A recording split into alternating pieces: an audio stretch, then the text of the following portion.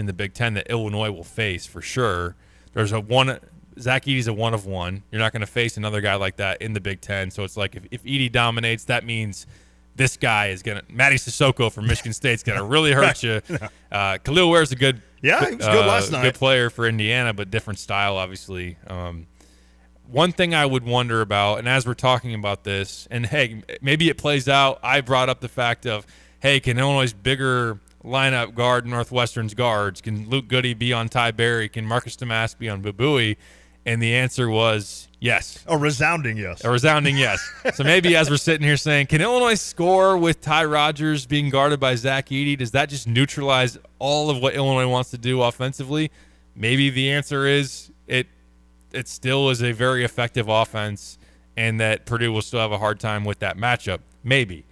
If it works out where that just completely shuts down Illinois' advantages, where all of a sudden – a big guy guarding Coleman Hawkins isn't the situation anymore. A guy who is a guard or a wing or whatnot is out in Coleman Hawkins' face, and he doesn't have open three-point looks. Or if Marcus Damas wants to back down and there's Zach Edey waiting in the paint, my question would be, how many people can steal that blueprint?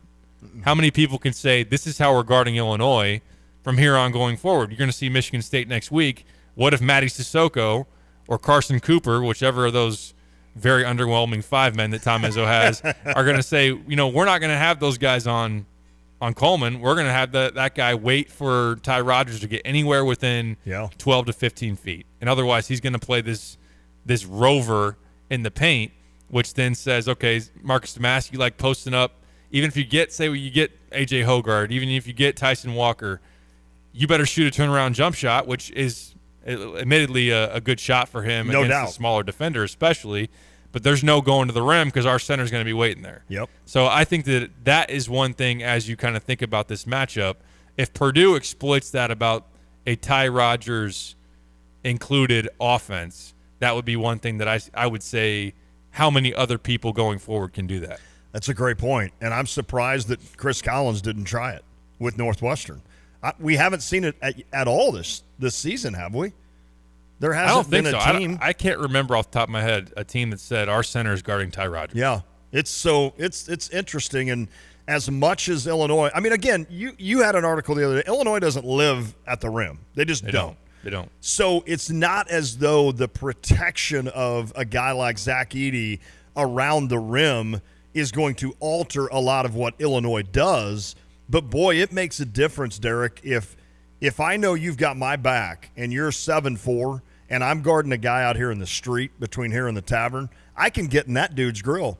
Because if he gets around me, which he will, then I know you're there to help and provide the best help I can ask for, a 7'4" guy that he's got to try to shoot over. So that means I can guard that dude closer in the street, and he's not going to be able to get a 3 off like Illinois likes to do. And then, as you mentioned, and I think I did as well, is Damas's ability to work his way down. Well, now all of a sudden there's Zach Edey there waiting on him. I guess the only difference there is you could try to get Edey then at that point to switch. You get Damas rolling down, and then Edey has to kind of switch. Well, then you can find Ty maybe for more of a layup on a cut. Yep. So that could be something that could work in Illinois' advantage, and we saw it against Northwestern. They do that well, and Damas is really good at that in terms of hitting the cutter. So I don't know. I'm sure, listen, Brad gets paid a lot of money, and save for the one Loyola game where I don't feel like he did any kind of switch or anything, which was strange, I think they'll have a pretty good game plan against Zach Edey. It's just so strange. It's just – you don't have to worry about this with any other team in the country. Just Purdue. I mean, you have to worry about if other teams, like you said, like Cisco or whatever his name is. He's actually on my bench. Sissoko. I'm calling Cisco was like a singer? Sounds like a pop star. Yeah, I don't know. That or a drink. But yeah, I mean, but you don't have to worry about another Zach Edey is what I'm saying. Yet you would have to worry. Like, what did Florida Atlantic do last year against Purdue? You mean FDU? Or FDU, I'm sorry. There's too many FAUs and FDUs. They pressed the heck out of them. Oh, that's what it was. They turned their guards over a lot. and then they collapsed the paint and forced Purdue to shoot threes, and they didn't make them all that well. Okay. So last year's Purdue team, on the whole, was a average to below average three-point shooting team. This year's team is much better. Lance Jones has helped that. Just the guys like Smith and Lawyer have an improved play on the whole. They've gotten better guard play. They've gotten better shooting around Zach Edey. So that makes them, to this point, a more complete offense. Yeah. Joel's agreeing with, or he may have sent this in. Knowing Joel, he'll complain if I say that he's agreeing with us. So Joel sent this in early. If he sags, then Rogers can just be used in ball screen or dribble handoffs with no one there to help on the screen. That's a good point. It's a great point. Where if there's nobody to switch the screen or hedge the screen, now they can go under all those screens, but it might leave. Say Ty is then going to screen for Marcus Damask on the perimeter, and Damask defender, whoever that might be, is going to have to either try to get through that screen, which could give Marcus Damask an angle for a pull-up jump shot. Yep. They go under the screen. He could then step back and hit that three-point shot. The ability then to have you're putting a 2-on-1 advantage. You're screening a defender with no help defender other than Zach Edey sitting in the paint. Then you kind of create that ball screen action against the drop coverage, which could be advantageous for a guy like Marcus Damask. Great point. Boy, we've broken this down immensely. We have. We don't even need a show tomorrow. No. Mike said Sean Pruitt. That's right. Wore 55. Sean Pruitt. Andy Petty wore 51, I think. I'm going to effort that at the break. Wade, I don't think you guys are taking into consideration Illinois' defense on the other four players. In terms of? I don't know what – because we're talking about offensively. If Edey covers or not covers, this isn't football. If he guards Ty Rodgers. Defensively, I mean, listen, it's going to be hard, but I think you still put Coleman on Edey. Do you try to front Edey? Is that even possible? You do. You try to in some circumstances. Last night, Nebraska. You're going to need help defense. Nebraska tried that last night a few times on Ware, and Indiana literally just threw it up near the bucket. Yeah. And he just caught it and dunked it. Yeah, I mean, I think part of it is you got to maybe mix your approach on him. Like sometimes you front, sometimes you double, sometimes you don't. Maybe you show a double and then you back out of it. If you can keep him off balance a little bit, that could obviously help. If Wade's hitting on the fact of Ty's important to guarding those other guys around Edey, I agree with that. Yes. I think as far as Purdue's offense, you're going to see they'll play pick and roll with Braden Smith and Zach Edey. And Braden Smith's been outstanding at hitting that pull-up jumper, that mid-range jumper, that he gets a lot out of that action. They'll, of course, throw it into Zach and play through him as far as post-ups. And if you double and get there in time, that's the other kind of thing. Like, you can decide to double, but do you get in there in time? And is he bothered enough because he's that much taller than everybody? Oh, there's two guys by me. I'm still above all of you. How's the weather down there? I'm just going to throw that into the basket. But, yeah, I mean, Gillis has had games. Was it last year he hit like 6 threes or 7 threes in a game against Penn State? Yeah. He's had an ability to get hot from three. Lawyer can get going. He had a huge game against Tennessee, had 25+. And Lance Jones has been a really nice addition out of Southern Illinois. Before we catch a break, how about you've probably seen Lance Jones more than a lot of people. He's a heater guy. Like, he at Southern, he was a volume shooter. And if he was on, look out. But he's one of those that isn't consistently on, or wasn't at least, at SIU. And so he's also one that can hurt you, I think. So if he decides that he's going to take 8 threes tomorrow and only make 1, then that's a bonus for Illinois. It is Thursday, right? Today's Thursday. Yeah. Today is Thursday. So if he does that tomorrow night, then I think – but Lance Jones is also a guy that can heat up in a hurry from the outside. And he could be on one of those stretches where Edey gets a couple buckets low, you're struggling on one end, Jones hits a couple threes, Smith hits one. Next thing you know, you're down 15, timeout, Mackey's going crazy, and you're like, oh, crap. I mean, I've seen plenty of that, right? Yes. I've seen plenty of that. Yes. So, but no, that's exactly what I would think of Lance Jones. And I don't think he plays that same kind of role at Purdue. I mean, I think he understands that he's not out there to shoot 15 times a game like he could at SIU. But he was certainly a good player for Southern. I mean, I enjoyed watching him, and it's amazing to me that SIU didn't do better last year, knowing they had Damask and Jones, two guys that are averaging double figures in the Big Ten. I don't know. What do you think Brad Mullins is thinking when he saw Eesh. Damask go for 30-plus against FAU and also Northwestern? Well, I know that he loves the kid, so I know he was happy. But, in a way, you got to be sitting there thinking, man. There were times when I remember a game against Drake last year, and Drake was good, and I think they're good again, that Damask had a hard time getting a shot off. And I was like, this is weird. And now against top 10 teams, he's going to get and I'm talking Florida Atlantic when we beat them. They were 10th, I think, or 9th. And he was just scoring at will. And I'm like, what has changed in 1 year? I don't know. He's a good player. I had no idea that he would do this kind of stuff up here. Yep. I thought he could maybe be a guy that could get you 10 a game and get you some rebounds and get you some assists, hit a couple of big threes if you need it. And he's turned into a guy that, as we've seen, has taken over in a couple of games, including the Northwestern game. And that's amazing what he's been able to do. Yeah, I thought he'd be a nice, steady role player. That's right. And I did not see him as far as the explosiveness to go off for 30-plus, but his production is all the more important in the absence of Terrence Shannon. And for him to continue, it'd be even better to have that show up at Mackey coming up tomorrow night. We'll talk more about Illinois and Purdue as we go along. We're going to have a good 4 o'clock hour at 4:05. We're going to have Jim Root, three-man weave, does some work for Field of 68 as well.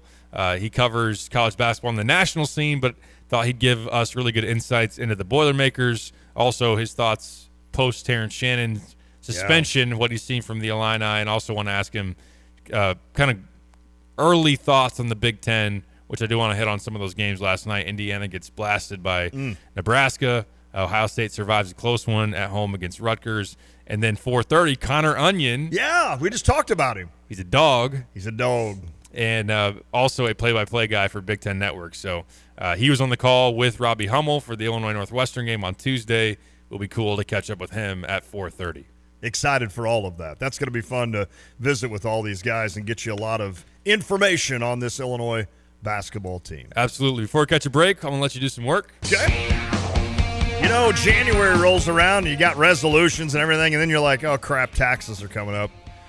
Yeah, as you file your tax return, Busey, again, wants you to be aware of identity thieves who could be scheming to steal your refund. We have told you this over and over, and Busey, they do some good things for you. In observance of Tax Identity Theft Awareness Week, their team of experts provides steps on how to protect yourself. File early. Criminals have less time to use your information for a fake return.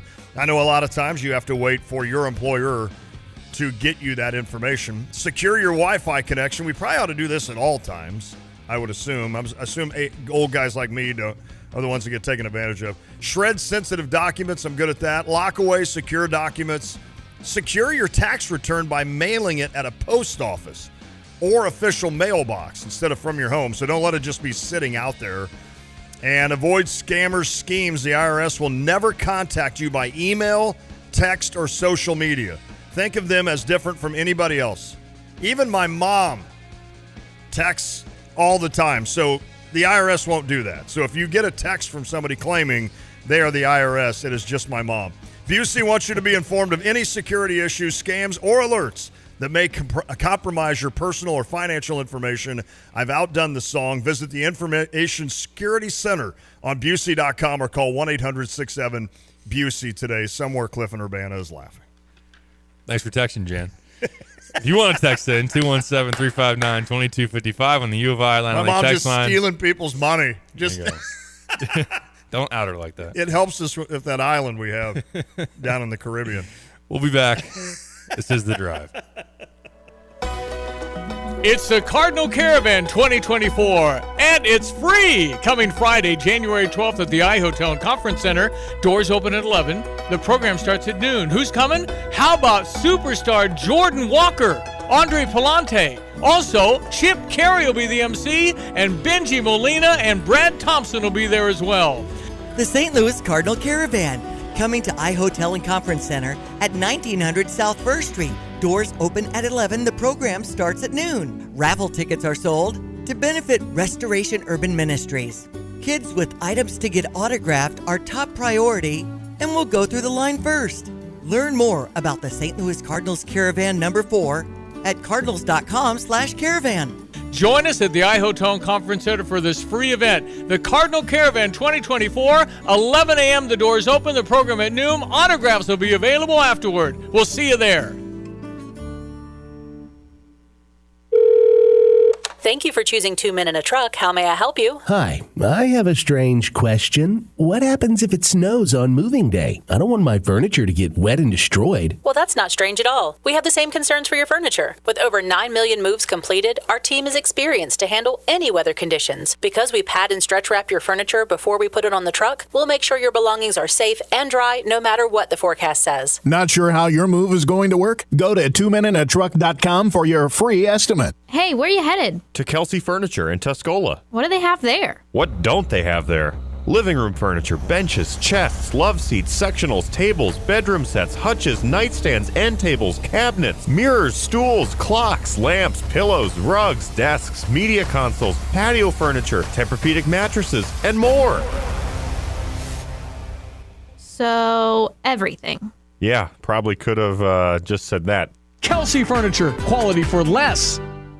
In an ever-changing real estate market, it is so important to work with experienced agents like Russ and Nick Taylor with the Taylor teams at Taylor Realty Associates. They have the knowledge and expertise to get your home sold for the most amount of money in the shortest amount of time. Trust the experience and success of Russ and Nick Taylor with the Taylor team at Taylor Realty Associates. Give them a call today at 217-355-0700 or visit them online at taylorboys.com. That's taylorboys.com. First Federal Savings Bank of Champaign-Urbana invested in our community since 1908. Before you buy your home in 2024, we invite you to speak with one of our experienced lenders, Jack, Jim, Kim, or Lane. Experience the convenience of working with a local lender with local service, decisions, and loan underwriting in our comfortable offices. Visit us to experience the exceptional friendly service from our knowledgeable staff. Hey, if you're not already banking with us, give us a try. We think you'll love it here. We do. 356bank.com, First Federal. Member FDIC, Equal Housing Lender, NMLS 435120.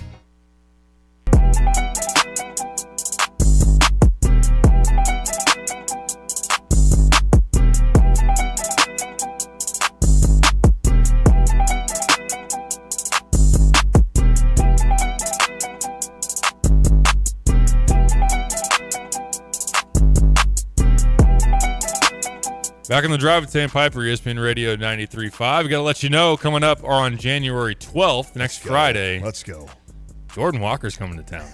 He's not the only one, but a star-studded list here for this Cardinals Caravan. And it's free.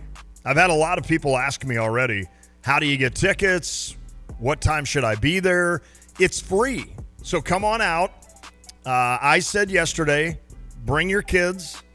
Tell the schools that Lante has told you that it is okay because you're going to learn something about Cardinals baseball. I need to text Kyle. I got to get Kyle on making that permission slip. He's got to work some while he's at home. Yeah. He's not doing anything. What's he doing right now? I don't know. Probably at the mall. Think so? Do kids do that these days? Not sure. Yeah, I don't either. You just hanging around the Buckle. Is that still? I don't know what that is. That was the store back when I was your age. The Buckle. When I was in college. You never heard of the Buckle? No. We had one in Carbondale at the whatever that mall was called. The Buckle. It was a clothing, like it was like Gap, sure, but I don't think it quite made it to the Gap level. Let's put it that way.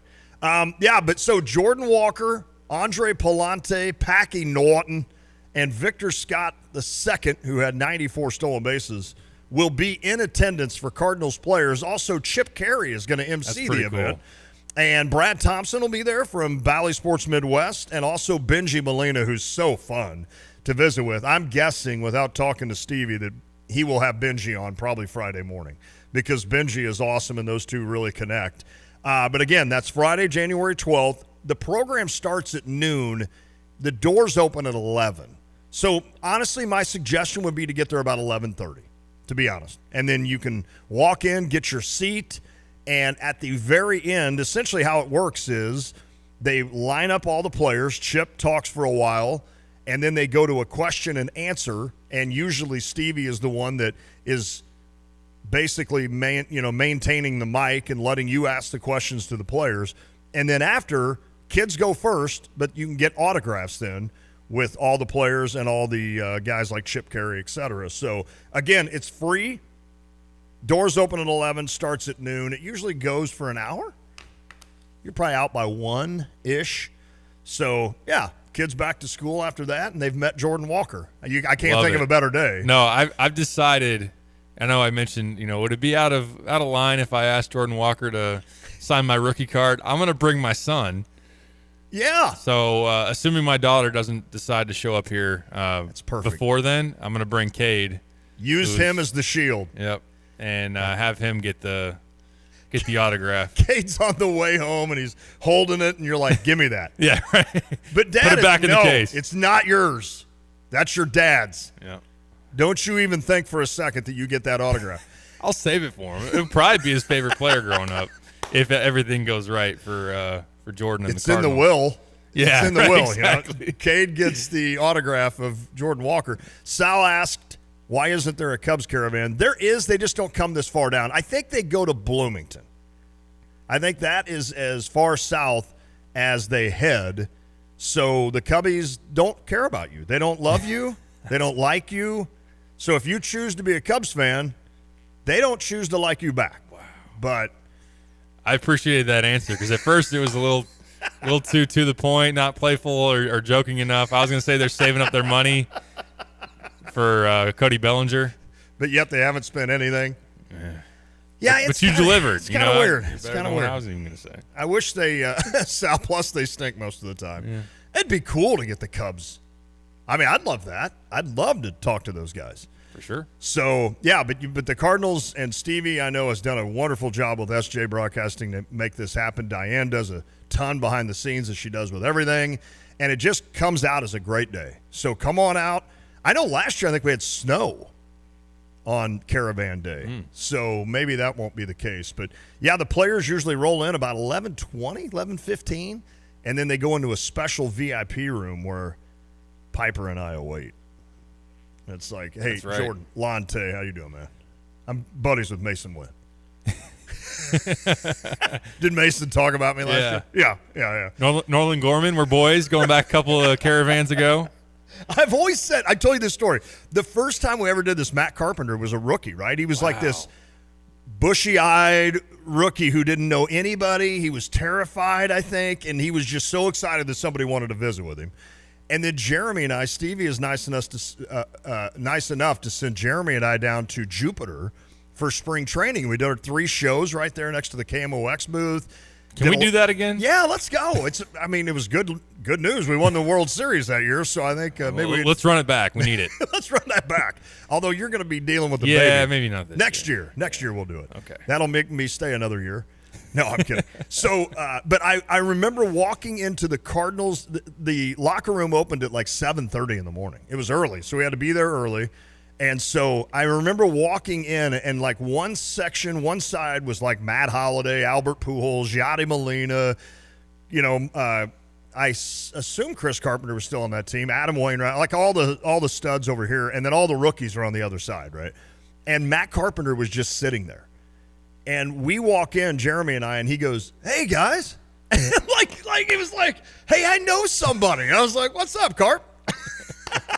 So it was pretty cool. And then of course, Carp goes on to his thing, right? And I'm not saying this to call him out, but I am. And years later, when he's in his high point with the Cardinals, I had some buddies from Pekin Insurance that they had the top of that. What is it now? Is it the Hyatt? It used to be the Marriott right across where you could look down into Busch Stadium. I can't think of. I'm sorry to who the chain is now, but there's a bar on the very top called 360. So we're up there, and there's a roped off area, and it's all Cardinals baseball wives. So I was talking to some of the wives during the game, including Matt Carpenter's wife, and I was like, "Yeah, I've interviewed Matt before, and great guy." And she's like, so he shows up, right? All the players come. And he gets kind of close enough to me. I'm like, hey, Matt, how you doing, man? I said, Lon Tate from Champaign Radio. You've done some interviews. He goes, all right, yeah, good to see you. And he just walks off. I'm like, you SOB, get back over here. Before you were anything, I made you something. Now you're hitting You've kind of. changed. You've changed. That's exactly right. So I was a little disappointed. I told my boys, if you ever do that to somebody, I will not be happy. So that is the karma underneath him no longer hitting the ball the other way, and Boom. the demise of Matt Carpenter. There you go. Now everybody knows. Yeah, Scott said it. He big-timed me. Yeah, he did.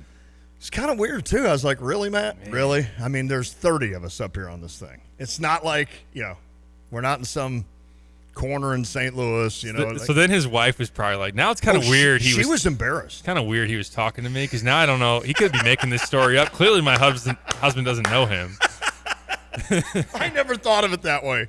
I'm just kidding. She's like, man, that guy, he didn't look like a radio guy. Well, actually, he did look like a radio guy. Yeah, it was pretty funny. I think she was like kind of yeah. So I just left him alone after that, obviously. I'm like, all right, big time. How you doing? Who was the big guy? Who was the big left-handed hitter? Matt Adams. Matt Adams was part of it. Colton Wong was there, I think. Colton Wong. Yeah. That was like the that's so funny. I read something the other day. Derek Gould did a question and answer on in the Post-Dispatch, and Colton Wong is the only first-round pick the Cardinals have had that had a WAR of over 20 in their career. I don't know if this was just in the last 20 years, maybe, but Colton Wong had a pretty good career. Is he still playing? He was with the Mariners this past year. Okay. Yeah. All right. Spent some time with the Brewers. I didn't mean to go all story time. Cardinals rabbit hole. It's all good. Could break up the college hoops talk here. We mentioned before the show, maybe we'll talk some NFL, but see if we can get that in. We are due for a break. Yes. If you want to weigh in, you can. 217-359-2255 on the U of I Atlanta Link text line. Maybe let's touch on a little bit of NFL before we go college hoops heavy in the 4 hour. We're going to talk to Jim Root coming up at 4:05. Three-man weave, field of 68, and then Sweet. Connor Onion, Big Ten Network play-by-play man, who was on the call for Big Ten Network on Tuesday when Illinois beat Northwestern by 30, and as they gear up here for Illinois and Purdue in West Lafayette. We'll be back. This is The Drive. Are you one of those guys out there tinting windows day in and day out, all different shades of black, and ready to put a little color in your life? Come work for us. At Aftershock, we're looking for a guy with experience in wrapping, whether it be window tinting, vinyl wrapping, anything of that sort, or somebody with just ambition that wants to show up to work and be proud of what they do. You know those wraps with Troy Lands on the back waving at you? That's our work. Call us, 833-DECAL-IT, or email office@aftershockdd.com. We want you. Illini fans, gear up to support your Fighting Illini men's and women's basketball team this year at the official fan store of the Fighting Illini, Game Day Spirit. From buy one, get one free basketball t-shirts to official NIL merchandise, Game Day Spirit has everything you need to support your Fighting Illini. Shop with them in store at the corner of Neal and Kirby in Champaign, 6th and Green in Campus Town, or online 24/7 at GameDaySpirit.com. Game Day Spirit, where Illini fans shop. Bet like the pros with the world's largest sports book right at your fingertips. Circus Sports is now available in Illinois. Hi, I'm Derek Stevens. I've been a lifelong sports bettor, and I'm the owner of Circus Sports. We're excited that the Circus Sports app is now ready for action. Experience big app bets with high betting limits, tight money line splits, and more. Now you can download, fund, and bet like a pro from anywhere in Illinois. Download your new bookie today at circusports.com. If you or someone you know may have a problem with gambling, call 1-800-GAMBLER or text ILGAMB to 833-234.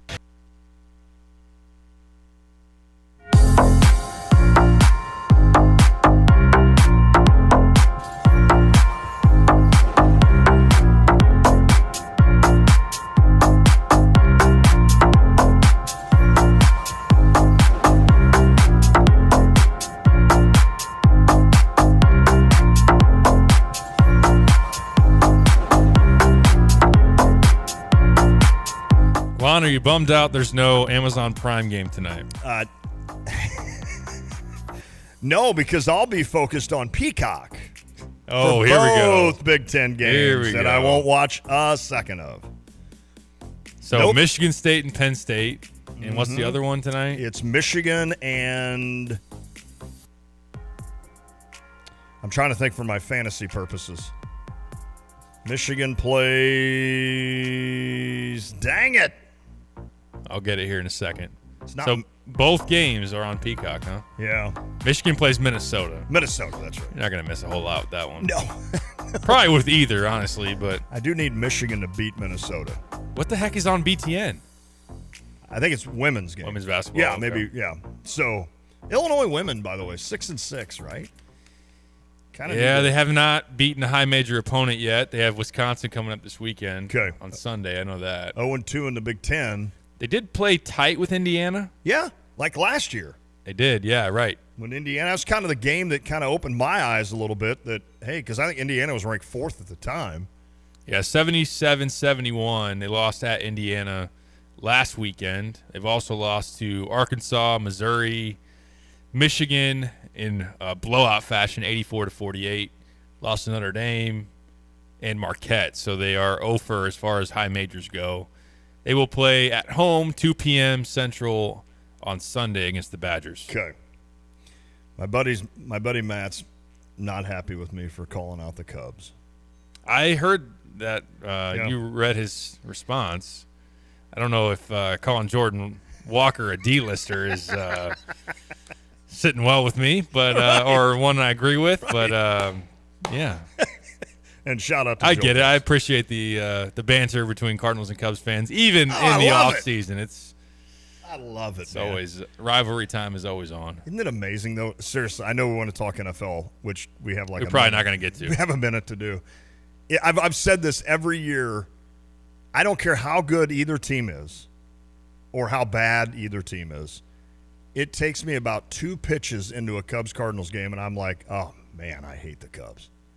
I just absolutely hate them. Yep. And I love it, and I hope Cubs fans think the same thing about great. the Cardinals. It's great. And that's what's fun about it. It's like, oh, if we lose to these, oh, my. As my brother would always say when the Cards would come to Wrigley, he's like, World Series time up here in Chicago. On that note, I'm going to experience some of that coming up on Sunday, Bears-Packers. Oh, let's go. As soon as that flips on my TV in the middle of the afternoon on Sunday, I'll be like, oh, yeah, I hate Green Bay. And all their, with my entire soul. Unfortunately, they have killed my soul over the years because the Bears have literally beaten them, I think it's 4 times since 2010. That's it? That's 14 years. 4 times. 4 times. Wow, Derek. And you play twice a year. You can't get away without playing twice a year. It's been twice a year. Wow. Is this game at noon? It's 3:30. 3:30. Oh, good. Okay. 3:30 at Soldier? It's at Lambeau. Oh, it's at Lambeau. That's right. Yeah. You started the year at Soldier. Since 2010, the Packers are 24-4 against my Holy Chicago smoke. Bears. And if the Packers win, they're in. If they win, they're in, yeah. But if you beat them. If we beat them, we get to be – I'll convince myself that we're the Detroit Lions of last year. Because it was a very similar script for Detroit where it's true. There was some off-season hype. You think about if we go back to the summer, there's like, hey, did you know? And even though it seemed a little ridiculous, Justin Fields is one of the most popular bet MVP guys. Yeah, that's right. I remember that. Sorry about everybody's donations to sports books that follow along that line. But anyways, like it took a while for the Lions to get on the right track last season, but finished really strong, beat Green Bay and kept Aaron Rodgers and company out of the postseason in that last Week 18 matchup. And then we know what's played out this year for Detroit. They've been the leader in the division and look like a future is bright team in the NFC. I will convince myself if the Bears win this game that, number one, I'm already convinced that Justin Fields should be the guy going into next year. You are. But that they're not that far off from being a contender, not only in the NFC North, but maybe a team that could make a little bit of noise in the playoffs next year and going forward. And that the tide has turned, and now you will dominate Green Bay. I'll take a 50-50 split or anything close. Daryl's going to be there. He said, I'll be in Lambeau rooting on Jordan Love Sunday. Go Pack, go. Good luck, Daryl. You don't like to – I mean, I don't. I know Daryl, so I have to be nice to him. You don't have to be nice pleasant. to Daryl. No, he's not. Just say no. I mean, he's a Packers fan. Remember the Cubs thing, right? I know. Yeah, I know. Oh, that's awesome. I hope your cheese head freezes on your head, Daryl. That would be painful. Is that better? That would, yes. That would be painful. I would love to talk more NFL, but we are going to have to catch a break here. Sorry. Get ready for Jim Root with three-man weave. Yeah, see, that's what I get for talking crap. And also Field of 68 to break down Illinois and Purdue. Very interested in his kind of national take of what he's seen as an outsider of Illinois, but also Illinois, Purdue, and the rest of the Big Ten, and then Connor Onion coming up at 4:30. So got a college hoops stuffed 4 o'clock hour coming up, and to get to it, we have to take a break now. So stick with us for that. That's coming up next. Jim Root on the other side. This is The Drive. You're listening to WSJK ESPN 93.5 Tuscola, Champaign-Urbana, your home for the St. Louis Cardinals. Found an explosive device inside of Perry High School during a search. The suspect died of what investigators believe was a self-inflicted gunshot wound. The Biden administration says North Korean weapons are being used by Russia to target Ukraine. Here's Fox's Jared Halpern with more from the White House. U.S. intelligence assessments determine North Korean ballistic missiles acquired by Russia were used to fire into Ukraine late last year and earlier this week. This is a significant and concerning escalation in the DPRK's support for Russia. National Security Council spokesman John Kirby says in return, North Korea is seeking sophisticated military technology from Russia. This would have concerning security implications for the Korean Peninsula and the Indo-Pacific region. Kirby says Russia is also negotiating with Iran on a deal to acquire close-range ballistic missiles as another source to replenish supplies for its war in Ukraine. At the White House, Jared Halpern, Fox News. The Islamic State group is claiming responsibility on social media for a pair of suicide bombers who blew themselves up, killing at least 84 people yesterday in Iran. This attack happening during a ceremony to honor Revolutionary Guard General Qasem Soleimani, who was killed in the U.S. drone strike in Iraq back in 2020. So again, ISIS taking responsibility for that bombing. America's listening to Fox News.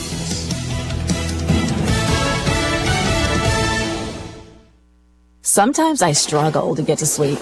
My body stopped for the day, but my mind is still running. So I take ZzzQuil. ZzzQuil, the world's #1 sleep aid brand, has a range of non-habit-forming products to fit you and your family's needs. Invest in a great night's sleep for the best you tomorrow. I'm awake and ready to take on anything. Better days start with ZzzQuil nights. Explore our products at ZzzQuil.com. Use as directed. Keep out of reach of children. Hey, you're up next. My throat hurts so bad. There's no way I can sing tonight. Here, try these. Vicks VapoCool Drops. Yeah, Vicks VapoCool Drops has maximum strength menthol with a rush of Vicks Vapors.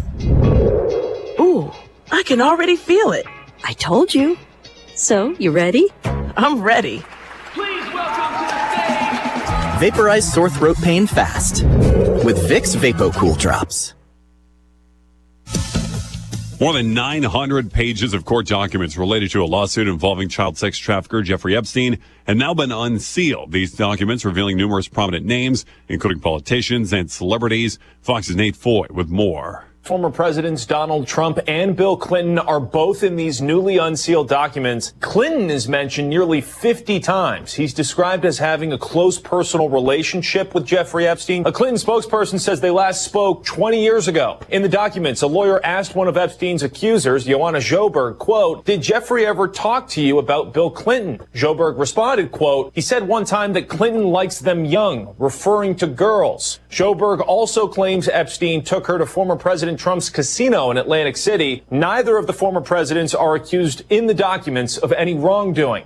Great Britain's Prince Andrew also mentioned in these documents, accused of grabbing a woman's breasts and having group sex with minors. He's denied all wrongdoing.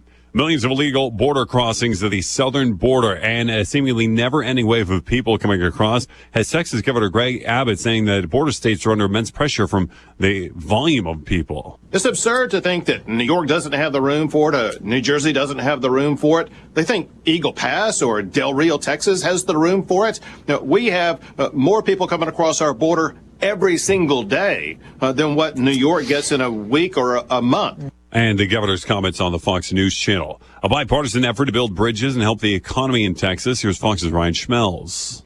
Bipartisanship isn't the only bridge building Texas lawmakers are touting, as members of Congress say streamlining the permitting process will expedite construction of new and expanded bridges between Texas and Mexico. The changes, a collaborative effort from Republican Senator Ted Cruz, Democrat Henry Cuellar, and others, will direct the president to allow projects to move forward. I'm John Saucier. This is Fox News.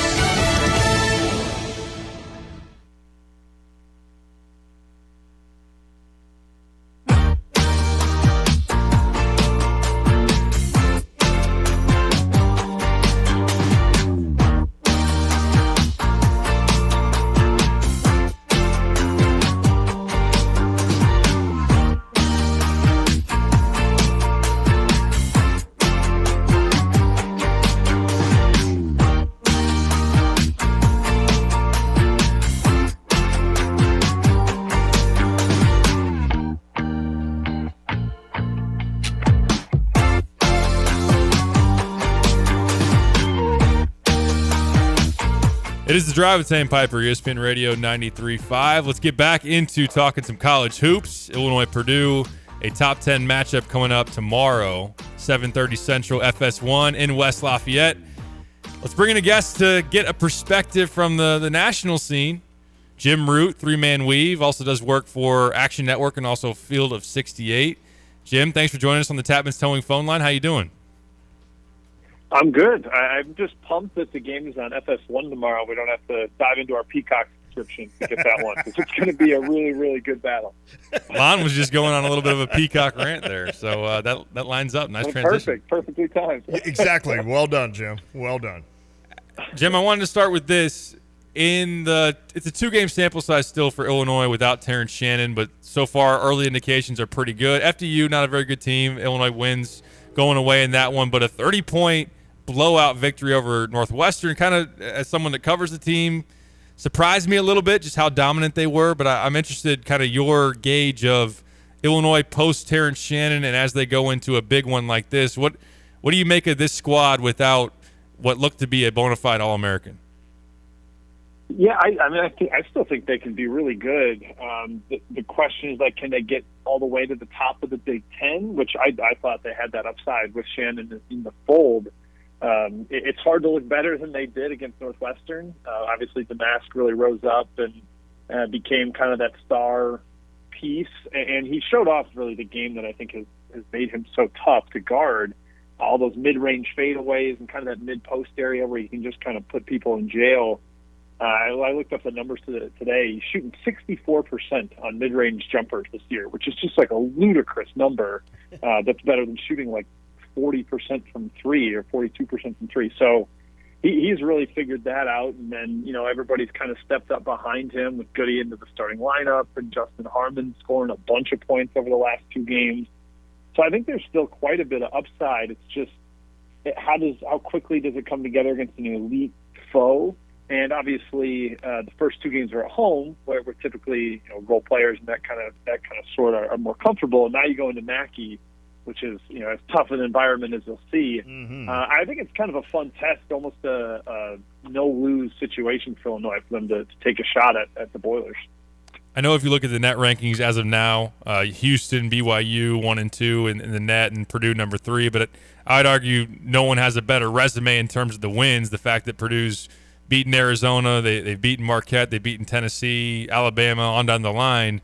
What have you seen from the Boilers? What do you think is different about them this year as opposed to last year? I think there's a little more speed on the court, and that's partially just due to bringing in Lance Jones, which, that's a fun – I'm sure you guys discussed some already, but like that side plot with Jones and Damask going at each other after playing 4 years together. But he gives them a little more ball pressure and another ball handler. I think that's also made Braden Smith a lot better, where he doesn't have to have it in his hands every single possession. If there's a defensive rebound, he can go, and Jones can bring the ball up. So they've got that extra element. And I just think Smith and Lawyer are better and more equipped to handle some of the athleticism that they've faced against. Like, I don't think they're capable last year of combining for 53 points against Arizona like they did, or a team of that defensive caliber and that level of athleticism. So to see them do that, and it wasn't even at home, it was a semi-home game for them in Indianapolis, but I think that kind of opened people's eyes that they can have that kind of shooting performance and even take care of the ball a little bit the way they did. So, Edey's Edey. Better, maybe he's a little better than last year, but he's just as dominant. And the guards got a little more speed, a little more dynamism, and just a little more experience to go there. So I think that's really what's changed them and maybe taken them up even another level than last year when they were already a 1 seed. Dynamism, solid word usage on a Thursday. I love, and don't be fooled. Jim Root listens to every hour of our show, so I know he knows we talked Lance Jones and Marcus Damas because I'm a Saluki, and of course I got to bring that up. Jim, it's amazing what 1 year can do for this Illinois team, and it's called getting older, right? And I know Brad Underwood last season had one of the youngest teams in the country. This season, one of the oldest. Isn't it amazing how much of a difference that can make? Not that a younger team can't do well, as you know, from a national perspective, but it is amazing how it sans, I guess, Shannon at this point, how relaxed Brad Underwood looks with this team.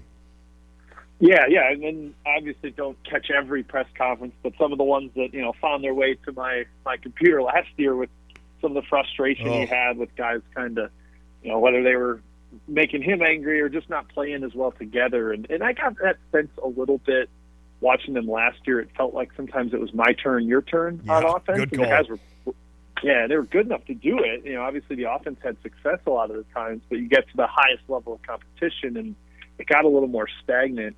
Now, the assist rate as a team was actually a stat I looked at last year that was low for Illinois. I thought it would shoot back up this year because they've got more willing passers. It's still kind of low, but I think that's more a credit to just how good the isolation scorers are with Damask and with Shannon. To me, it feels like a more willingness to share the ball, and I think that experience goes toward, all right, whatever it takes to win. There's very little interest in individual stat accumulation on Illinois this year, which I think is a major, major difference, and that typically translates more to winning when guys are just bought in and have been through the ringer and played enough college games where the only thing that matters anymore is just finding their way to the best seed in the tournament and going as far as possible. And, I thought those are a really smart strategy brought in of guys that can shoot, guys that have been around the block, and guys that are willing to share the ball. Jim Root is our guest on the Tapman's Towing phone line. You can follow him on Twitter at Second Chance Points. Jim, on the note, it's kind of interesting that Illinois got owned by Penn State last year, went 0 for 3, as Brad Underwood called, the booty ball with Jalen Pickett, the shooters around him. They've really taken that roadmap and ran with it with Damas' ability to back guys down and operate in the mid-post. Ty Rodgers is a bigger guard that was really aggressive early in that game against Northwestern, against Boo Buie, using his size. What do you make of just the kind of the offensive game plan that they're utilizing right now? At times, admittedly, obviously last year you kind of hit on that, the your turn, my turn, lack of cohesion. It seems like they've bought in and acclimated well to this new game plan. Yeah, and it's funny. Like, I talked to a coach this offseason. He just said sometimes coaching is just stealing the best thing you see from somebody else, and maybe that's what Underwood's doing a little bit because of how effective that Penn State offense was. And I would argue that besides Pickett, Illinois is putting better players into that system. More dynamic shooters around them. I mean, he brought in some really solid mid-major guys to just gun threes for Penn State, but Illinois guys can attack closeouts a little bit, and you've got more size. Like that Penn State team didn't really have a true center to play that way, and Coleman Hawkins can space the floor, and he's, to me, the biggest key going into this Purdue matchup because if he can stay on the floor out of foul trouble and you don't have to go to danger 20 minutes of the game, I don't know what Purdue does defensively because if Edey has to get out to guard Hawkins' passing and his shooting, especially in pick and pop type stuff, that gets really tough on Illinois or on Purdue's shell with how they want to guard. So Hawkins being able to invert the floor as a 5-man while Damask or Rodgers operate inside, I think that's such a crucial key against the way Purdue defends. Jim, we mentioned this early in the show and really dove deep into it for some reason for 30 minutes, but what about an idea of Zach Edey on the defensive end guarding Ty Rodgers, who really has not shown any confidence in an outside shot, and the idea that Edey could kind of plug that lane and kind of dare Rogers, if you will, to shoot from like 16, 17 foot. Do you think that would work? I'm surprised maybe that more teams haven't tried that against Illinois. Yeah, I think that's maybe not prevalent throughout the sport yet, but a lot of coaches are doing that, where instead of matching up positionally, it's more based on, like, can you shoot? Like, I think Arkansas did that with their centers against Duke, where Mark Mitchell couldn't shoot, so they're putting their big guys on Mitchell and having somebody more versatile on Filipowski and then doubling him. So I think that makes a lot of sense. I think then you have to get a little more creative with how you use Rogers. He's obviously not going to be able to score one-on-one in the post against Edey, but some of that ISO stuff at, like, the elbow, where maybe he can drive by him or get going and pull in a little bit of help from the corners. Purdue's going to have to be really disciplined in that, where I think you let somebody try to finish over Edey rather than help off of a really good shooter in the three-pointer or in the corner like Harmon or Goody. But I think you guys are onto something there, and that's going to be something where either Underwood has already planned for it or has to make a quick adjustment based on Purdue's approach. Yeah. Jim, Purdue continues to be the favorite in the Big Ten. Illinois hoping to stay in that upper echelon and prove, even if Terrence Shannon, regardless of how long he's going to be out, can they be that next level team? And if they win this game, then the conversation changes. Maybe Illinois could compete for a Big Ten title. But I want to get your thoughts on, beyond Purdue, who do you like at the top of the league? Wisconsin's shown pretty well. Ohio State has gotten off to a pretty decent start in the league. They're 2-1, and on the whole, probably a top 25 to 30 team nationally. Outside of Illinois and Purdue, what do you think about those two teams and just kind of a league that seems on the whole down in terms of maybe NCAA tournament teams or national contenders for sure? But what do you think about the upper tier of the Big Ten? Yeah, Wisconsin's impressed me because I thought coming in they'd be a little bit of a carbon copy of last year. It's not just a slightly better version where, defensive first and struggle to score, but their offense has been fantastic. They've been a little bit more willing to run, although that has tapered off some recently. But A.J. Storr has given them like that athleticism. I've been watching Wisconsin since I grew up outside of Milwaukee, and I haven't seen them throw an off-the-glass alley-oop in a game probably ever. And to see them do that in the Big Ten game against Iowa, I thought that was crazy. And then their freshman, John Blackwell, has also given them a little bit of a scoring and efficiency boost. So their offense has maybe opened my eyes to their upside. Ohio State's probably the opposite, where they've defended better than they have the past few years. And I guess that's what happens when you take Bryce Sensabaugh out of the equation, because, boy, he was a turnstile. But they look pretty sharp, and I think Michigan State's really coming around too. I know they started 0-2 back in December when they had that rough stretch, but they're making a lot more shots lately. They actually look like they're having fun playing basketball, which is really not the case the first month and a half or so of the season. And we know they've got the upside, and Tom Izzo seems to do this with teams trend up late. They're just a little bit behind the eight ball in the Big Ten race because of that 0-2 start. Illinois fans enjoying the discourse that's going around Indiana right now, especially after last night losing in Lincoln, and the idea of a roster that maybe wasn't all that well constructed. How rough do you think this season's going to get for the Hoosiers? I mean, Khalil Ware has had a really nice showing, but the guard play leaves a ton to be desired. Yeah, the one thing I like watching with Indiana is the Ware to Renault kind of big-to-big passing. They seem to have a good link, but everything else, it's ugly. And Xavier Johnson's return last night really added fuel to the fire that they might be better without him, that he's not that great of a leader. And, of course, it's probably some rust to have an 0-for-3 shooting performance with 4 turnovers. But, yeah, I mean, they lack spacing. They shot 50% from beyond the arc last night and still got blown out at Nebraska. I think the defense has maybe been even bigger disappointment than the offense. They should be able to be dominant at the rim, and they're barely top 100 in 2-point percentage against them. And their perimeter guy, Mbako, the freshman, just doesn't have any interest in playing defense. It's a real issue. So I'm very concerned about Indiana. I think they could. I'm looking at their KenPom page right now, projected to go 8-12 in the Big Ten. I think that's totally realistic. Yes. Their efforts in their early bye games, where they could not get away from Army, couldn't get away from Florida Gulf Coast. I think we're starting to see all that, having to pay the piper and going to start taking actual losses. come Big Ten play here. Couple more for Jim Root. 3-man weave, field of 68, does an amazing job talking basketball. How about on a national level? Who's kind of somebody that maybe a team that is stepping up in your eyes? Obviously, you've got a lot of the heavy hitters that we know about, but who's maybe a team or two that you're watching on the national level besides Purdue and Illinois and really kind of enjoying with what you're seeing? Yeah, I think a team that, I thought coming into the year, and really I could go twofold, I guess, with his answers. Two teams from the Beehive State, out west in Utah. BYU, who's become an analytical darling. They're way up there in the net. They're way up there in KenPom, mostly because they're beating teams by 50 instead of 30. And how much does that mean to you? Maybe very little.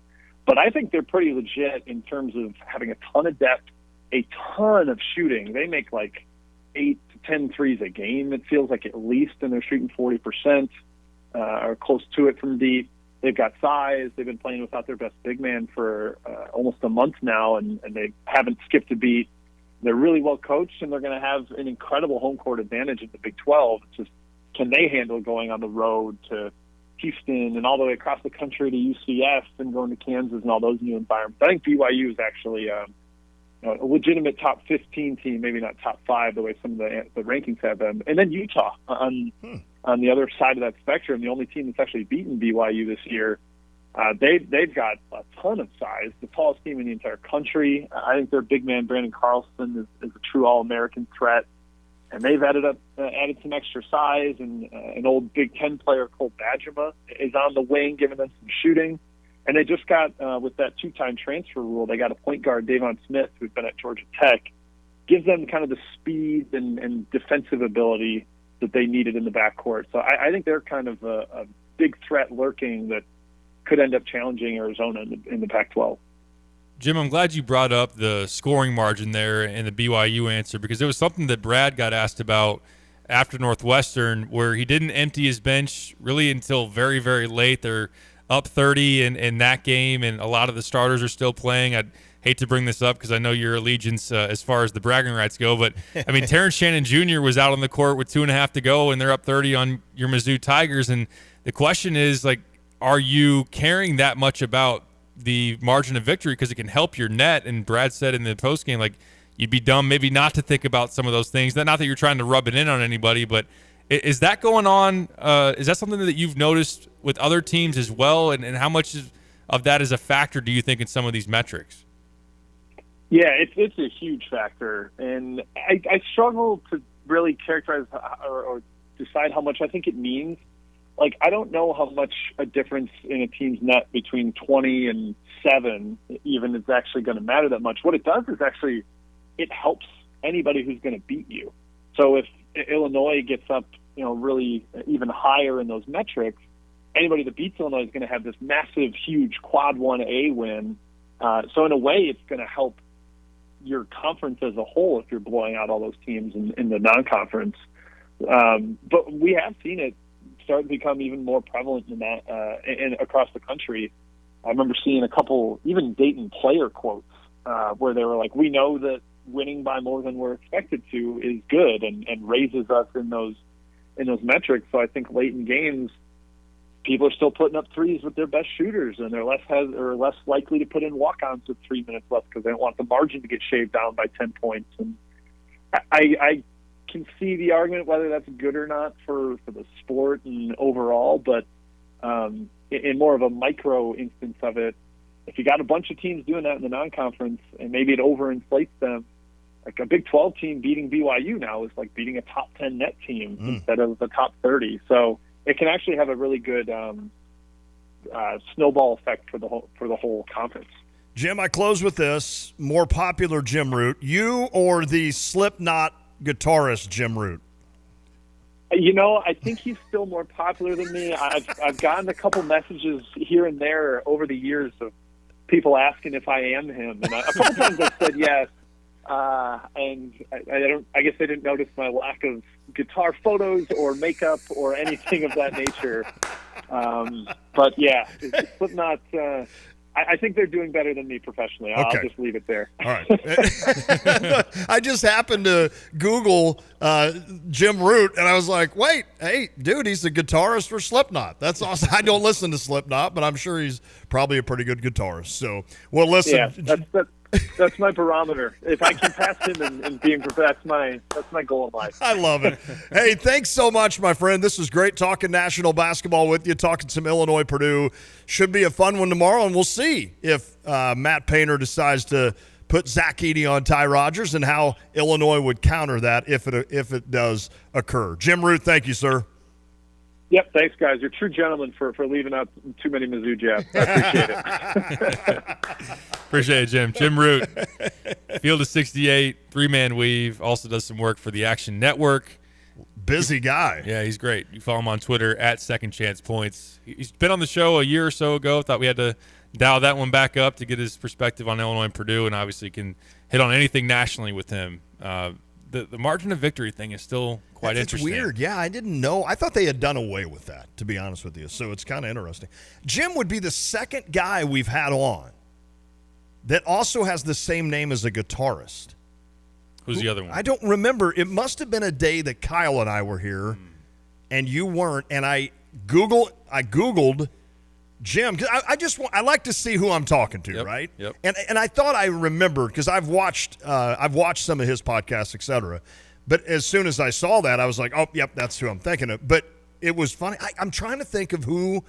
It was somebody that covered like Nebraska football or something, and he also had the same name as a guy that was a guitar. I can't remember who it is. I'm sure Kyle would remember that, but I don't want to bother him on his extended vacation. Sure. Good Lord. I bet he's surprised that we're not calling him like, you have to come back. You know. The place is on fire. You know what he's doing? He's waiting for tomorrow. Yeah, that's true. He's like, I know I'm going to get the call from Lon at like 10 a.m. about, you sure you don't want to come down and do the show today? Or at 2:55 when I'm trying to figure something out, and I'm like, all right, I don't want to bug Piper because he's in Mackey. How do I do this? But Diane has already agreed to stick around till 3. Oh, that's very nice. Actually, she hasn't, but I just mentioned that because she's in the other room, and I thought, yeah, she'll stick around. What the heck? All right, she will. Before she heads down to Daly's for a cold one. Maybe we could just do that. Do we really have to have a show tomorrow? It was not Eddie Van Halen. No, we have not had an Eddie Van Halen on to talk sports. That's funny, though. That's solid. I don't have any other guitarist names that come to mind. I would have to rely Slash. on you. Okay. Yeah. Man, all of a sudden they're not coming to me.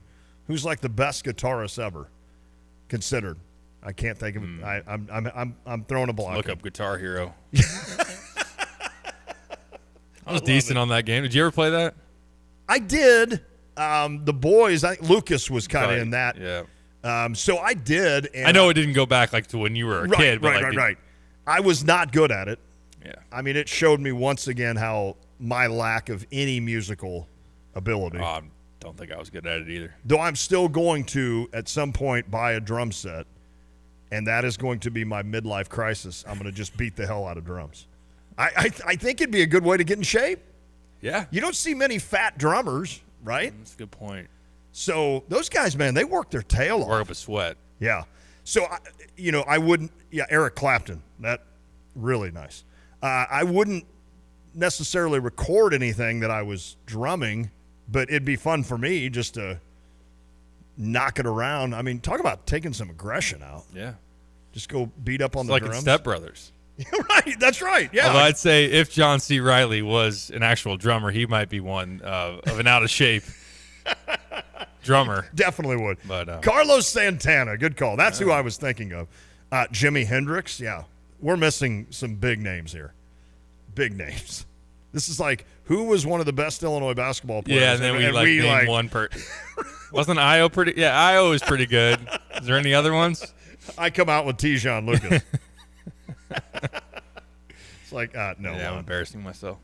All right, we got to catch a break. Yes. We're going to have Connor Onion on. He's flying. His flight was supposed to land in Chicago around 4 to 4:15. So he said he's going to do his best to call us around 4:30. So obviously we're there almost. Yep. So hopefully we'll hear from Connor. Hopefully he didn't have any flight issues, in other words, with delays, etc. So absolutely. Look forward to talking to him. He was on the play-by-play call on Big Ten Network on Tuesday with Robbie Hummel. We'll talk to him when that hotline blings, as Lon said earlier, when the green light flashes. If you want to weigh in, you can. 217-359-2255. We need help as far as the guitarist. More names are coming in. Stevie Ray Vaughan. We know that you guys have us covered there. But we'll be back next with Connor Onion. This is The Drive. Gear up to support your Fighting Illini this season at the official fan store of the Fighting Illini, Game Day Spirit. Shop their great selection of t-shirts, sweatshirts, and NIL jerseys as you cheer on your Fighting Illini. Visit them at the corner of 6th and Green in Campustown, Neal and Kirby in Champaign, or online 24/7 at GameDaySpirit.com. Game Day Spirit, where Illini fans shop. Are you looking for something this holiday season for your customers that can say thank you from you, but at the same time showcase your business and their support? The hunt is over. We offer custom wrapped coolers and lasered mugs, tumblers, water bottles in all shapes, sizes, and colors. Call us at Aftershock, 833-DECAL-IT, or look us up online, AftershockDD.com. That's AftershockDD.com. Ready for some much-needed pampering and girl time? We've got just the place. Call to schedule your very own private girls' night out at Merle Norman Cosmetic Studio. We're talking express facials, makeovers, and personalized beauty tips. Our masters of makeup will give you and your friends a chance to find the right foundation, learn what works for your skin, and rock some hot new looks. Call and book now at 217-359-8100 at Merle Norman. Find us on social media at Merle Norman Cosmetics, Champaign. I'm Dr. Jaya Wadawan, and I'm a pediatrician with OSF Healthcare. RSV is respiratory syncytial virus, and it's very common in pediatric patients, especially in the age group of less than 2 years old. In RSV, some symptoms to watch for is fever, cough, wheezing, any difficulty breathing, decrease in appetite. So with COVID and RSV, it's difficult to differentiate the symptoms and the presentation of each. The best thing to do is go to your provider and get a swab for both COVID and RSV. Older people can get it. It presents more of an upper respiratory infection. However, in the pediatric population, it presents more in the lower respiratory tract, which causes more of severe symptoms. Treatment includes supportive care for fever, so that includes Motrin and Tylenol. And if they need further respiratory support, that would include some oxygen support and nebulization. Visit the website osfhealthcare.org. Accumulation, preservation, generation. At Busey Bank, these are the principles we use to build meaningful financial partnerships with our clients and their families. With sound advice and vast resources, partner with Busey for a personalized approach to your legacy. Busey Bank, building business, growing wealth since 1868. Proud to be the official bank of the Fighting Illini. Member FDIC.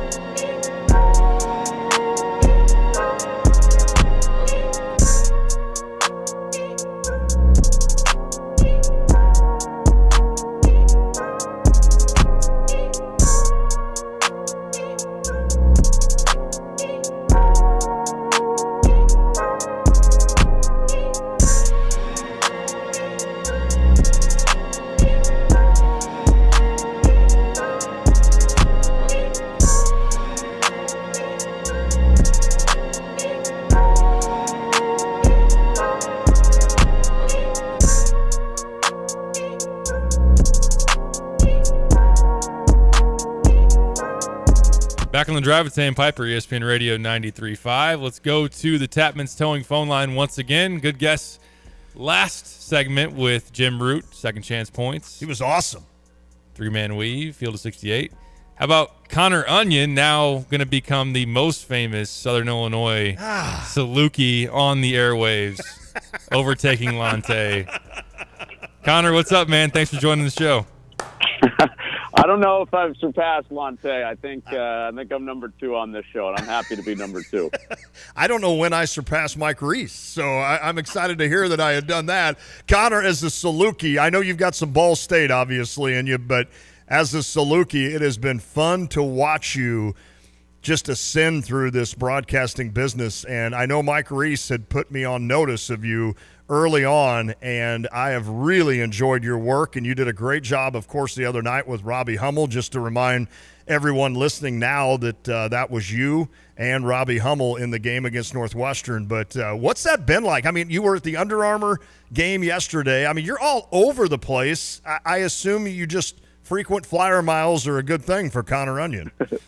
They are. That and the Emerald Club at National, and it's been a busy fall, and I haven't been home much, which has been really, really fun. And I'm glad that I've had a chance to take a couple trips down to Champaign for football, a couple down for basketball, and yesterday was kind of the end officially of crossover for me. So now it's all basketball for the next 2 or 3 months. So can be a little bit more singularly focused, but I kind of like the rush of the fall where it's football, a little basketball, a little volleyball, and do a bunch of different things. Connor Onion, our guest. I had to have Derek Piper muted for a second because I could not think of Bill Raftery's name. Connor, it's horrible getting old. I think a lot of it might be from SIU days as well. Some damage to the brain, and I think everybody knows what's going on with that. You had a chance. Too many Halloween parties. Right, exactly. Yeah, you know where I'm going. You had a chance to do, of course, and have done probably more than one, a broadcast with Raftery, and of course he always says the onions, and you actually brought an onion. How cool of a moment. I know you've had probably unbelievable moments already in just a short time in your career, but how cool was that with Bill?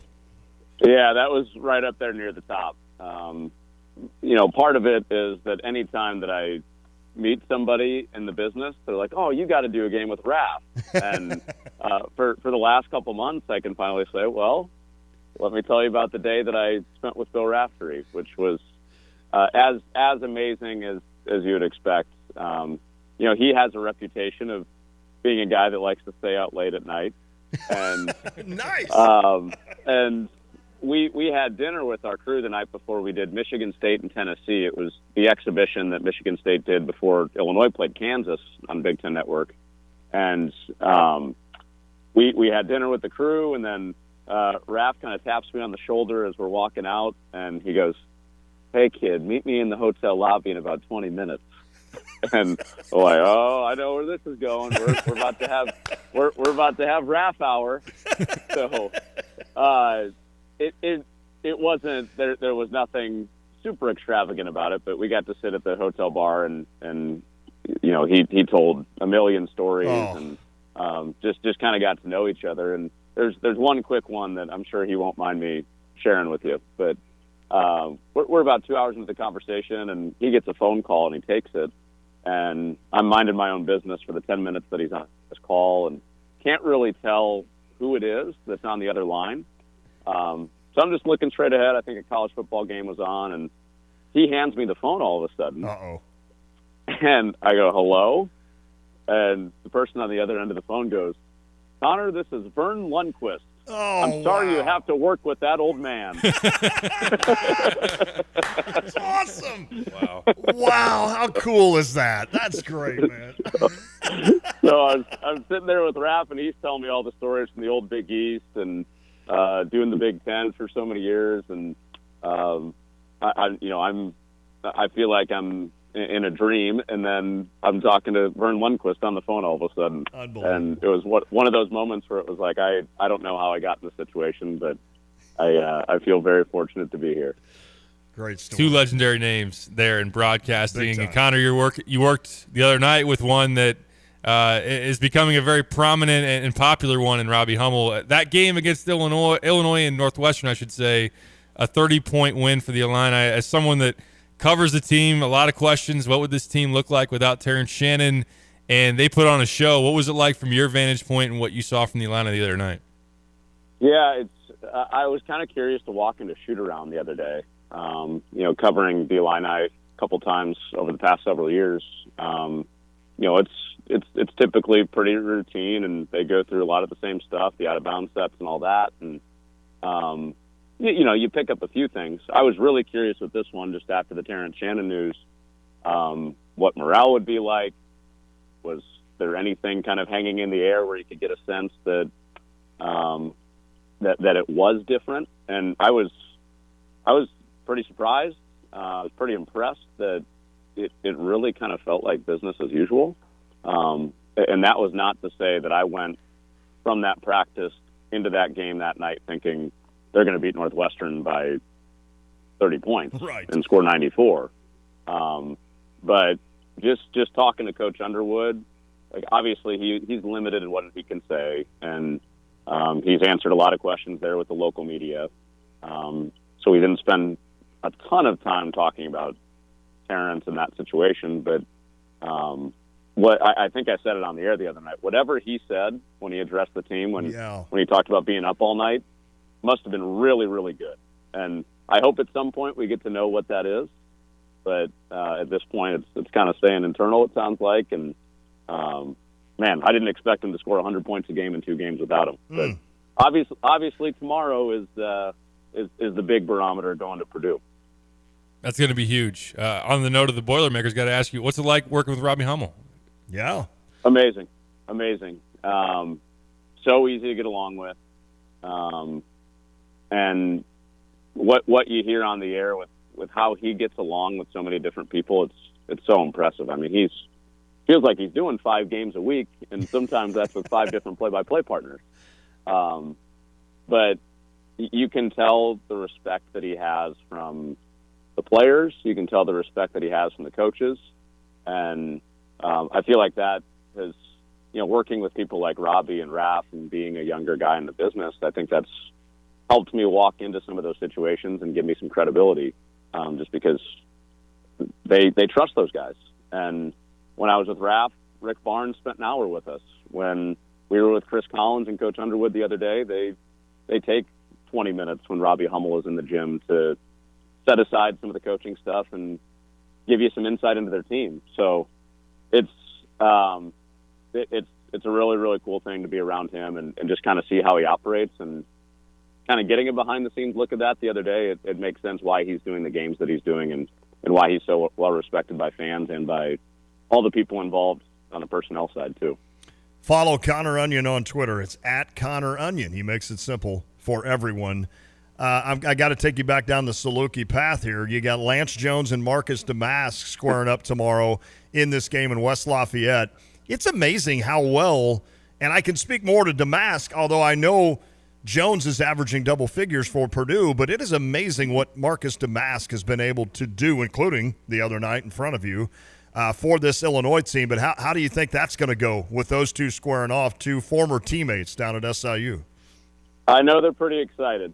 I had Purdue right before Christmas, and Lance came up to me at shoot-around, and before we could say hi and catch up, he goes, "Oh, man, I can't wait for January 5th.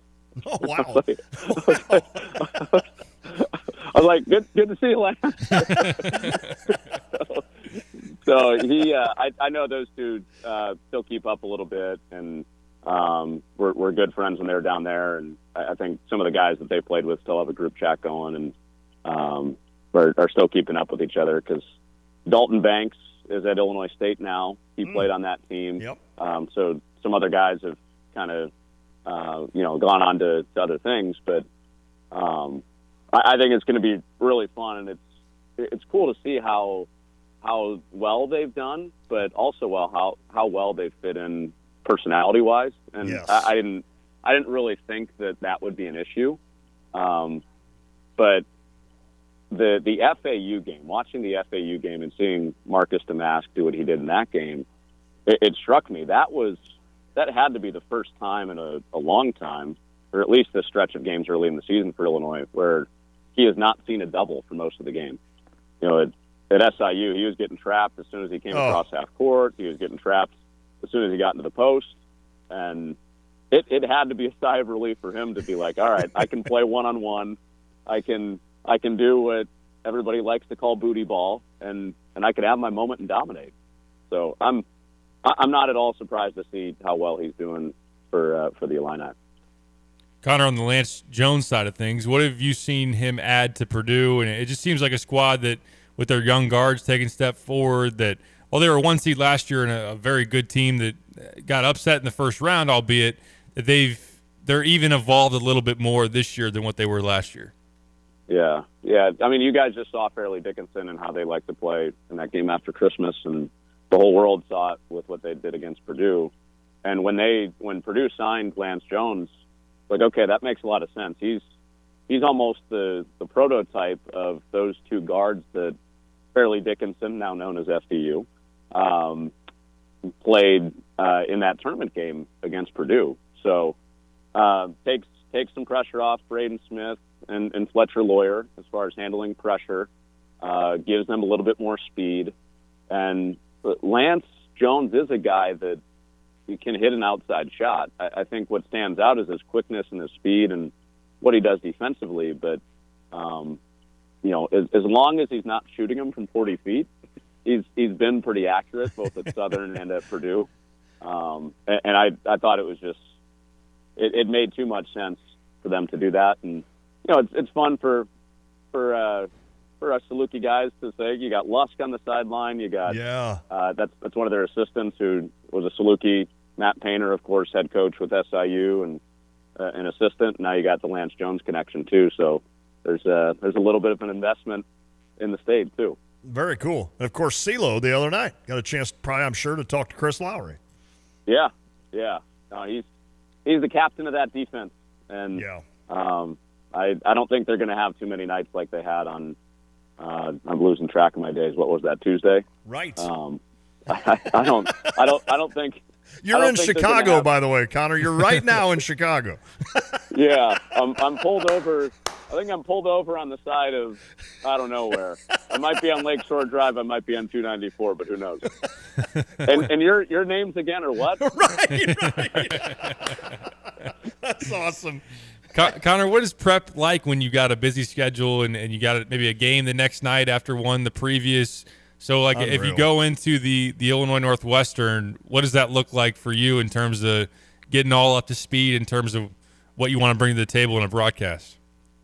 Yeah, I always start by watching. I want to watch at least the last game back for each team. And the nice thing about doing a lot of Big Ten stuff is that a lot of times I've seen the teams that I've had earlier in the season. So, like Northwestern, I had their Dayton game.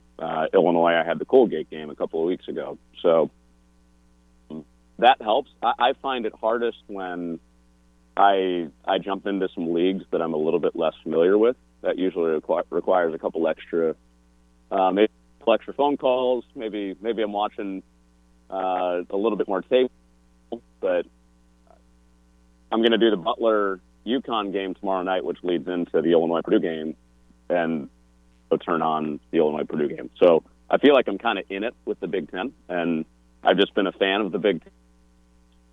I grew up in the Chicagoland area, so I don't want to say it comes easy. Like, it's still a lot of work. You guys know doing a show. Like, it's still a lot of work. But, I feel like it comes a little bit more naturally when it is the Big Ten. So always start with tape and then usually jump into the trends.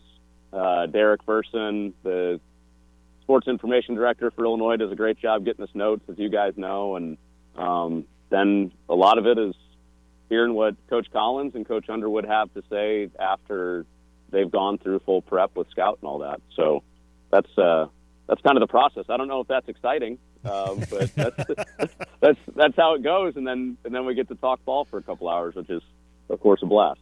I'd rather be at the hotel bar with Raph.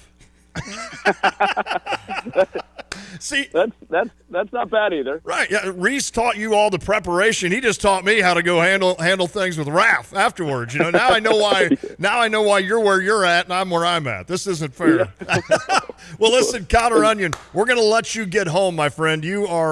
It's crazy how many football games you have done and now basketball. And like you said, you're finally done with that crossover, so you can handle now basketball moving forward. But it's amazing what you've done. I'm super proud as a Saluki to watch your ascension. I can't wait just continue to watch you get more on the national level and get it done. So congratulations, my friend, and well done. And I promise we won't bother you much, but I wanted to get you on our airwaves once to get a lot of the Illini fans around here to get to know you a little bit better as well. So thanks, Connor. Well, no, I appreciate those kind words, and for having me on, and never a bother. I'm happy to pull over on an unknown street anytime and talk to you guys. Love it. Thanks, buddy. Appreciate it. Talk to you guys soon. All right, man. Connor Onion, BTN, ESPN, and Fox. Super talented. He's busy. He's talented, and I'm super jealous of the hotel bar hangout with Bill Raftery. Can you imagine Raff just going at it? What would he be drinking? Little gin and tonic. Yeah. And just ties loose, smoking a cigar. Maybe a scotch. Yeah, he's more of scotch. Yeah, good call. And he probably's not in a tie. But he's just sitting there just unraveling story after story. And how do you respond to that?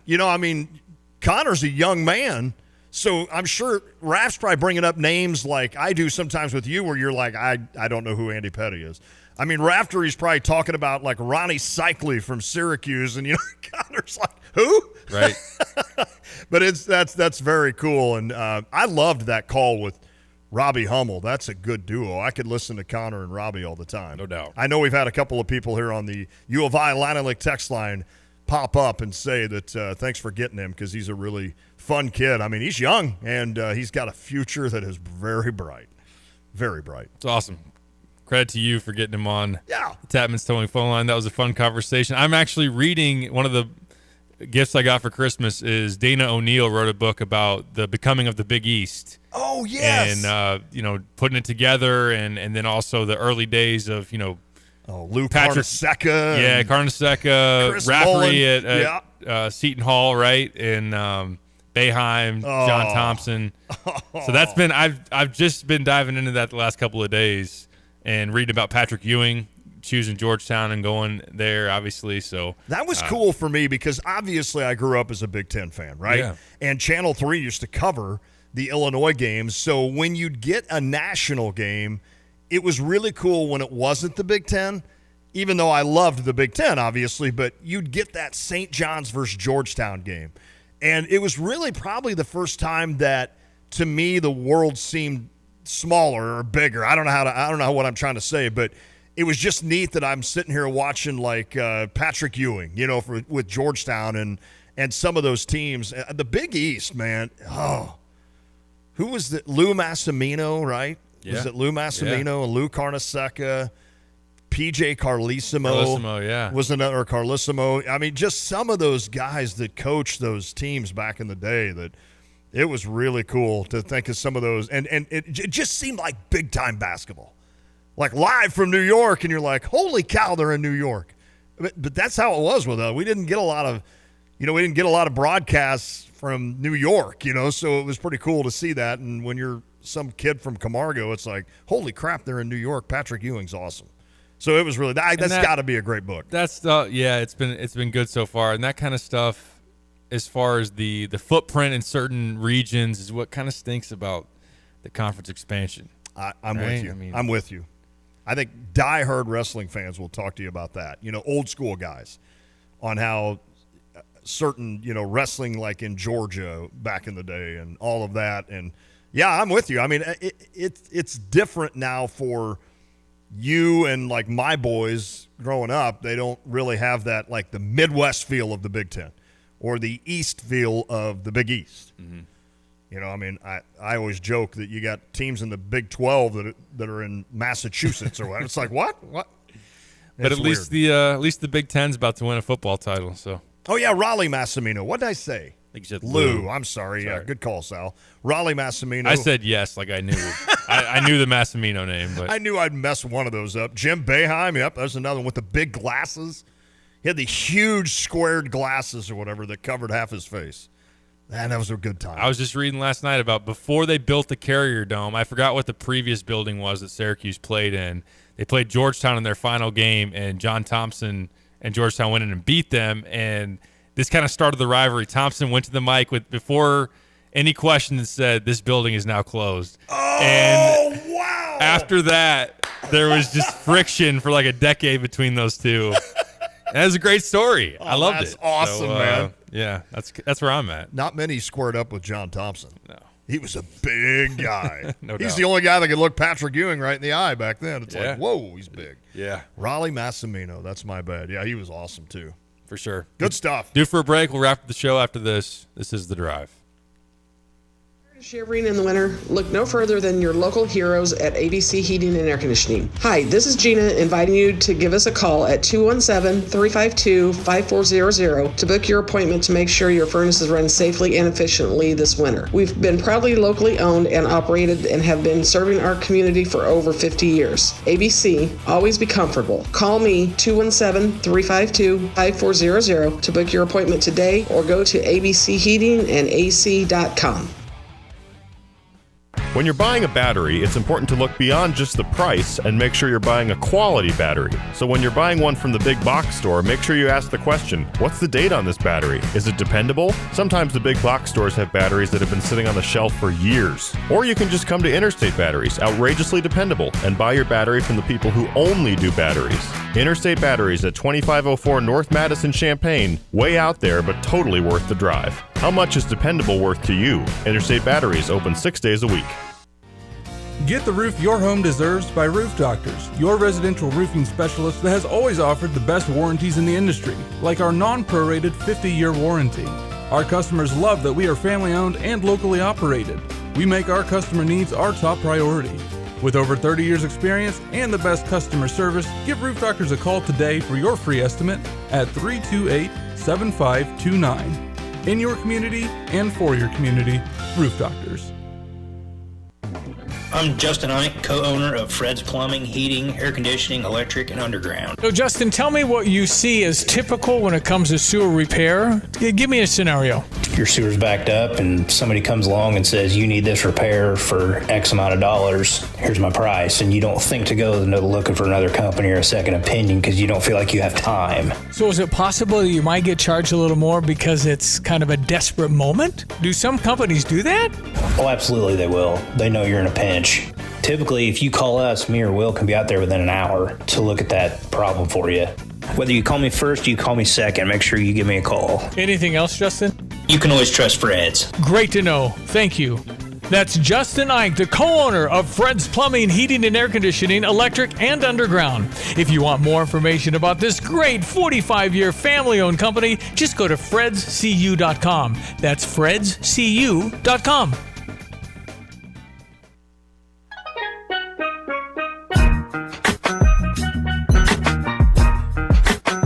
About that time. Yeah, quick, huh? We got you tomorrow on the road. Yep, that's right. We'll talk to you. We'll hear from Brad Underwood. Jason Thompson's going to come in and do the show with me. So we will have some fun with that and get you everybody ready for. I think Hans D's coming. I was going to say, Hans texted the group and said, "Let's go, man. You want some Who You Got?" Little Who You Got tomorrow. So we'll have everything we need. It's just me running the show now. Oh boy, with the new system. I can't wait. It's going to be big to hear how this goes. That's sad that for basically 14 years I ran the same thing and it was like I could do it blindfolded. Now I am terrified for tomorrow. I feel like it's my first day at the station.